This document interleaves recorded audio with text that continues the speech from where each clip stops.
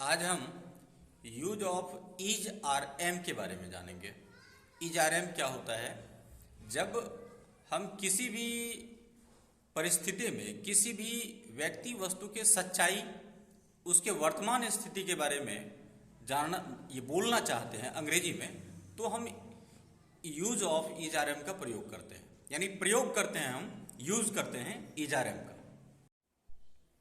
Is are am ये क्या होता है? देखो, हम लोग हिंदी में बात करते हैं, इंग्लिश में बात करते हैं।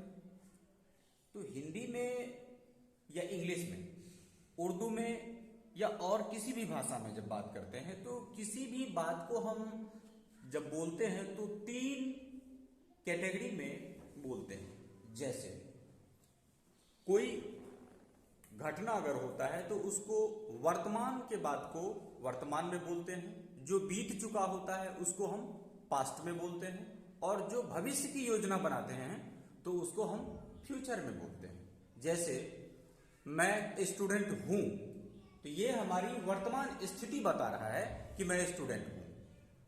कोई होता है कि मैं स्टूडेंट था, कोई बोलता है कि मैं स्टूडेंट था, बीते समय की बात बताता है।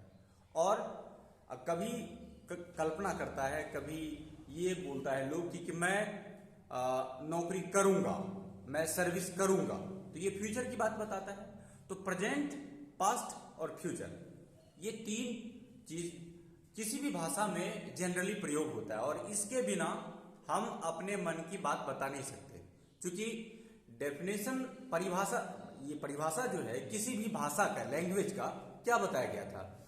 जिसके द्वारा मनुष्य अपने मन के बात को दूसरे के सामने रख पाता है, उसी को हम भाषा कहते हैं, है ना? भाषा का यही था डेफिनेशन। अब भाषा को सीखने के लिए हम ग्रामर का सहारा लेते हैं। ग्रामर में भी बहुत सारा रूल्स है। अब देखो, इंग्लिश में ग्रामर को भी टच करते हैं हम, इसके बाद फिर ट्रांसलेशन की तरफ भी आते हैं। तो इसमें देखते हैं, लिखा हुआ है use of is are am. ये इज आर एम क्या होता है, इस चीज को समझना है पहले। ऐसे जनरली तुमको जानना है कि इज, आर और एम, इसका मतलब होता है प्रेजेंट चीज को रिप्रेजेंट करता है। ये वर्तमान चीज को बताता है। जैसे हम किसी भी व्यक्ति या वस्तु या स्थान के रियलिटी के बारे में बताते हैं, उसके वास्तविकता के बारे में बता देते हैं, और उसकी वर्तमान स्थिति क्या है उसके बारे में बता देते हैं। तो वो सेंटेंस हमको इज, आर या एम से ही बनाना पड़ता है। वो अकॉर्डिंग टू सब्जेक्ट होता है। अब किसमें क्या लगता है? जैसे आई है, आई सब्जेक्ट बन के आ जाता है, वी सब्जेक्ट बन के आ जाता है, यू सब्जेक्ट बन के आ जाता है, ही सब्जेक्ट बन के आ जाता है, इट सब्जेक्ट बन के आ जाता है। तो इस तरह से दे सब्जेक्ट बन के आ जाता है, कोई एक नाम सब्जेक्ट बन के आ जाता है, या फिर कोई भी वस्तु सब्जेक्ट बन के आ जाता है। तो अब किसमें क्या लगेगा, इसी चीज का फर्क जानेंगे हम लोग। जैसे आई है, आई का मतलब होता है मैं, सभी को पता है ना? आई मीन्स होता है मैं। यू का मतलब होता है तुम या आप। ही का मतलब होता है वह, ये मेल के लिए होता है, समझे ना, जेंट्स के लिए। और सी, ये इसका मतलब भी होता है वह, ये फीमेल के लिए, यानी लेडीज के लिए इसका प्रयोग किया जाता है। तो अब आई का मतलब होता है मैं, तो आई में एम का प्रयोग किया जाता है। समझ गए?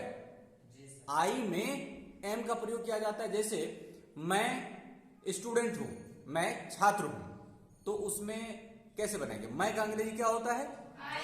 आई होता है। तो आई में लगता है एम, तो आई एम, ये बन गया आई एम स्टूडेंट, हो गया ना? मैं तैयार हूं, तो क्या बनेगा, कैसे बनेगा? I am ready. इसी तरह से जैसे तुम चालाक हो, तो इसमें पहले यू का प्रयोग करेंगे। यू मीन्स तुम होता है, इस यू में क्या लगेगा? आर, तो यू आर क्लेवर, बन गया।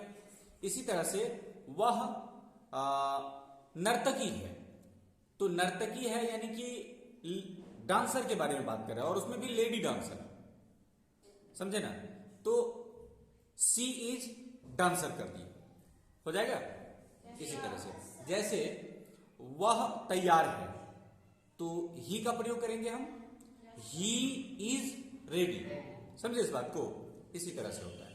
अब इसमें कुछ सेंटेंस दिया हुआ है, जैसे मैं खुश हूं, मैं तैयार हूं, मैं दयालु हूं, हम लोग गरीब हैं, हम लोग बीमार हैं, हम लोग ईमानदार हैं। तो इसको अकॉर्डिंग टू सब्जेक्ट, उसमें किस सब्जेक्ट में किस चीज का प्रयोग किया जाता है।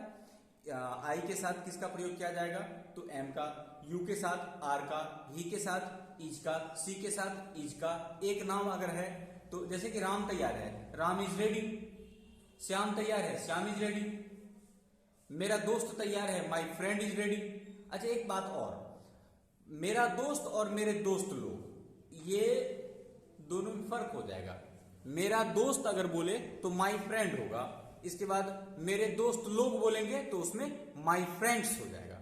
तो माई फ्रेंड में इज का प्रयोग किए, और माई फ्रेंड्स अगर है तो उसमें आर का प्रयोग कर देंगे। समझे इस बात को? इसी तरह से सेंटेंस बनेगा।